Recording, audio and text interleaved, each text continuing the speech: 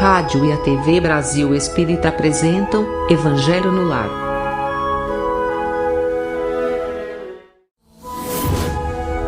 Apresentação: Vera Ferraz.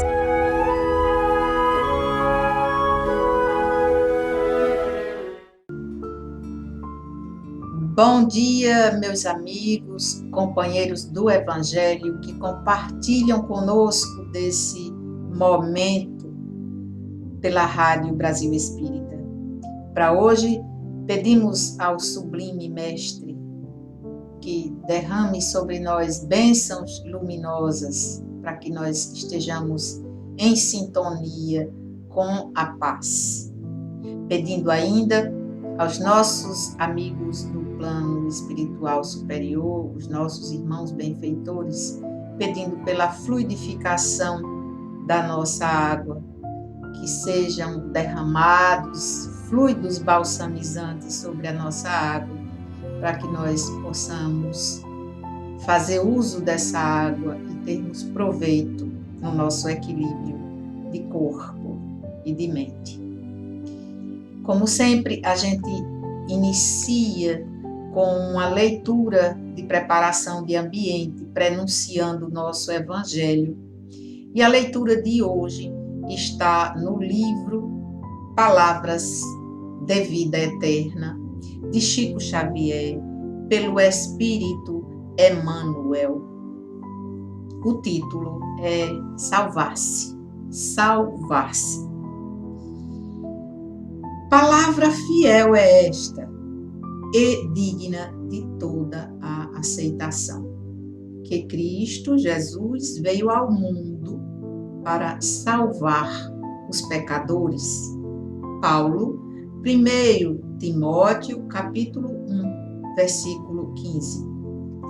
É digna de nota a afirmativa do apóstolo, asseverando que Jesus veio ao mundo salvar os pecadores, para reconhecermos que salvar não significa arrebatar os filhos de Deus da lama da terra para que fulgurem de imediato entre os anjos do céu. Assinalemos que, logo após a passagem do Senhor entre as criaturas, a fisionomia íntima dos homens, de modo geral, era a mesma do tempo que lhe antecedera a vinda gloriosa.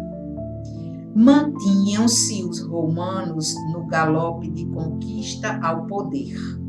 Os judeus permaneciam algemados a racismo infeliz. Os egípcios desciam à decadência. Os gregos demoravam-se sorridentes e impassíveis em sua filosofia recamada de dúvidas e prazeres. Os senhores continuavam senhores. Os escravos prosseguiam escravos. Todavia, o espírito humano sofrera profundas alterações. As criaturas, ao toque do exemplo e da palavra do Cristo, acordavam para a verdadeira fraternidade, e a redenção, por chama divina, começou a clarear os obscuros caminhos da terra, renovando o semblante moral dos povos. Salvar-se, pois, não será subir ao céu com as alparcas do favoritismo religioso, mas sim converter-se ao trabalho incessante do bem, para que o mal se extinga no mundo. Salvou-nos o Cristo, ensinando-nos como erguer-nos da treva para a luz. Salvar é, portanto, levantar, iluminar, ajudar e enobrecer. E salvar-se é educar-se a alguém, para educar os outros. Muito legal esse conceito de salvação, esse novo conceito de salvação. Importante fazer uma reflexão sobre esse conceito novo que Emmanuel nos traz. Geralmente, salvação tem tido outra conotação. Esse salvar depende de nós. Cristo fez a parte dele, deixando o exemplo e o caminho para que nós possamos seguir. Então, a salvação depende das nossas ações. Hoje é o dia. E então, vamos à nossa prece. Nesse dia que inicia, vamos agradecer a Deus, nosso Pai Universal, pela vida e pela extrema bondade em nos conceder condições próprias ao nosso crescimento e aprimoramento. Pela sua bondade, pedimos paciência e compreensão para com as nossas falhas. Pedimos que aumente as nossas forças para sermos firmes nos nossos propósitos, nessa caminhada aqui na Terra. Que Jesus, nosso Mestre, que é o nosso exemplo, o nosso modelo, a nossa luz, esteja conosco, hoje e sempre. E que os nossos irmãos espirituais nos acompanhem nessa leitura.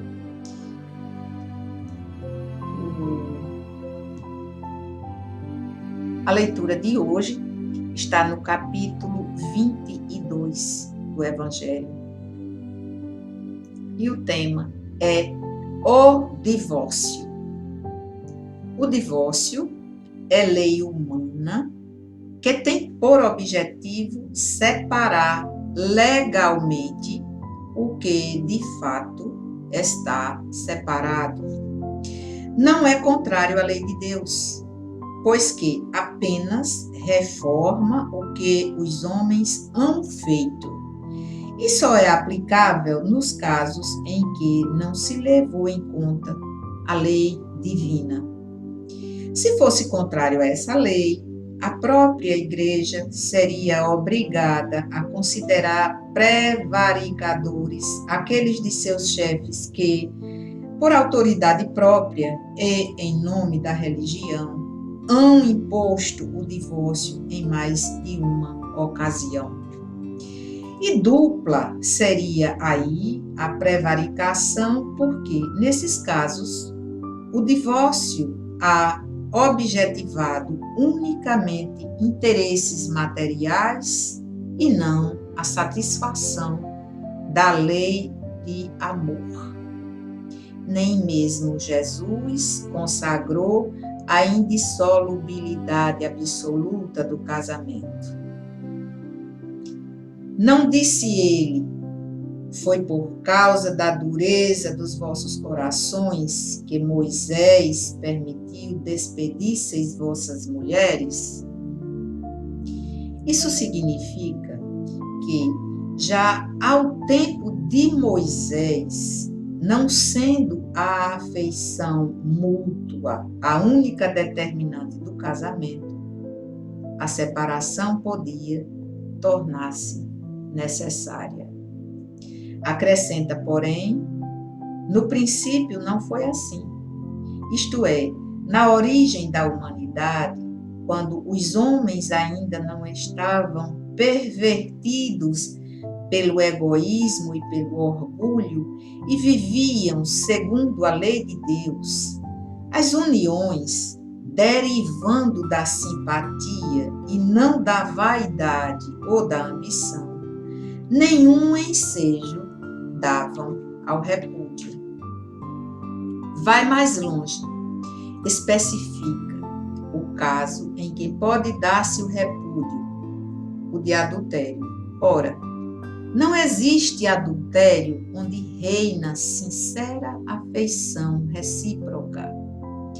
É verdade que ele proíbe ao homem desposar a mulher repudiada, repudiada, mas cumpre se tenham em vista os costumes e o caráter dos homens daquela época. A lei mosaica, nesse caso, prescrevia a lapidação. Querendo abolir um uso bárbaro, precisou de uma penalidade que o substituísse e a encontrou no opróbio que adviria da proibição de um segundo casamento. Era, de certo modo, uma lei civil substituída por outra lei civil, mas que, como todas as leis dessa natureza, tinha de passar pela prova do tempo. Interessante, todas as vezes que nós fazemos uma leitura do Evangelho, para mim, pelo menos, é extremamente pacificador. É tão esclarecedor, é muito importante o conhecimento, porque oportuniza para nós sair do véu da ignorância e olhar para a vida da forma mais realista, portanto, entendendo que tudo que se coloca ou que se colocava sobre as nossas costas, esse peso cruel das responsabilidades, hoje é tudo tão mais atenuado. Então, sobre o divórcio, o que teríamos para acrescentar sobre esse texto lido? O Evangelho nos diz: imutável, só há o que vem de Deus. O que não vem de Deus, o que é feito por nós, pode ser mudado.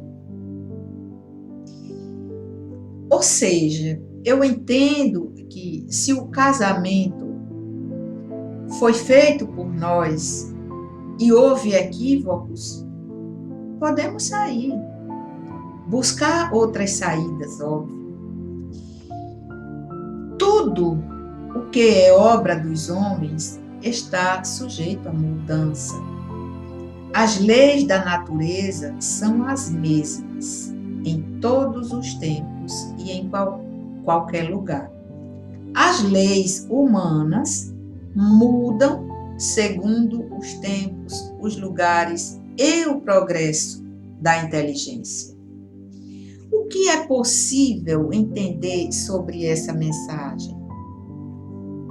A princípio, é importante saber da natureza da união, a causa, o motivo, o sentimento, enfim, o ponto de convergência e o sentimento nutridor da relação ou da união. Em outros textos dos livros que compõem a codificação, quando refere à união pelo laço do afeto verdadeiramente, essa relação não se desfaz.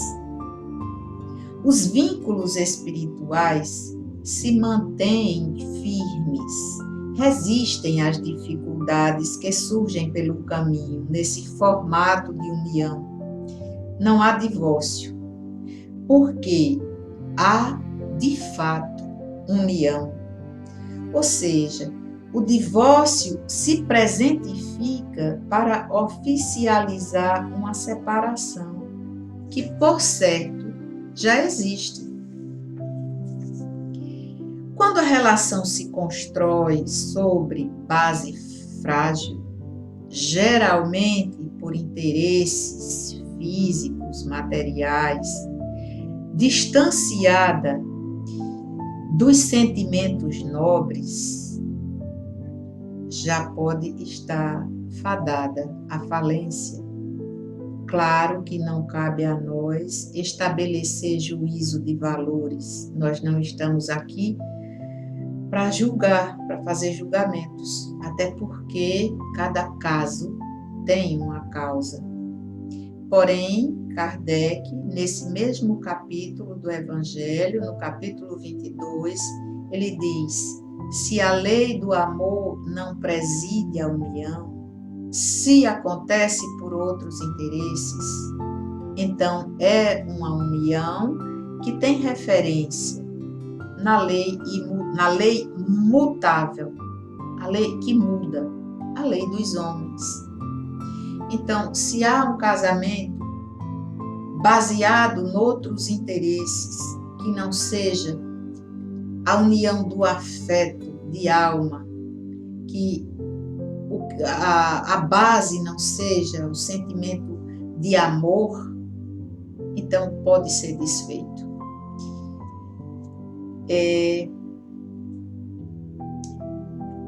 E assim, segue aqui a tentativa de compreender esse tema especificamente. Ou seja, acompanhando a evolução da sociedade, a lei humana faz adequações e o divórcio só legitima e legaliza a separação de uma relação que, em tese, já está acabada. É um tema extenso, que demanda maiores considerações e que fica a sugestão para que nós possamos continuar noutra oportunidade, no nosso próximo encontro. É algo interessante para que a gente possa ter uma compreensão mais apurada sobre o divórcio, à luz da doutrina espírita, para que seja mais leve o nosso pensamento e que nós possamos refazer conceitos e caminhar mais aliviados. Por hoje é só, agradecendo a presença de vocês. A Deus nós agradecemos sempre pela oportunidade de estarmos caminhando aqui, refazendo caminhos, reparando erros, reparando falhas, pedindo as bênçãos do alto para nós todos nesse dia, para nossa família, para o nosso lar, para o nosso trabalho, para as nossas tarefas.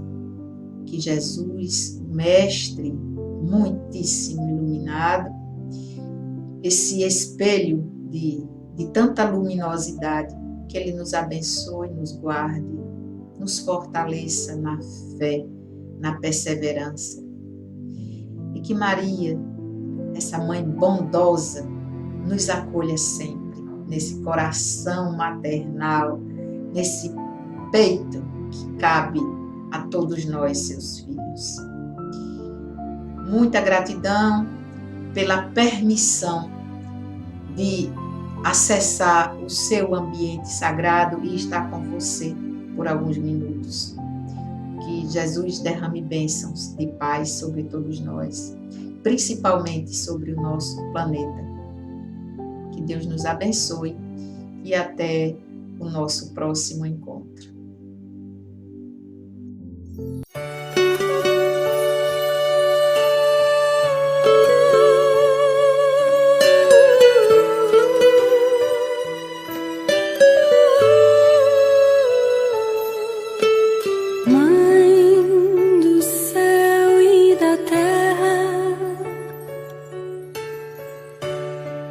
De amor contagiante, cuida da minha alma neste caminho errante. Me envolva em seu manto, me inspira na seara do bem, enche minha vida de alegria, com todo amor que o Cristo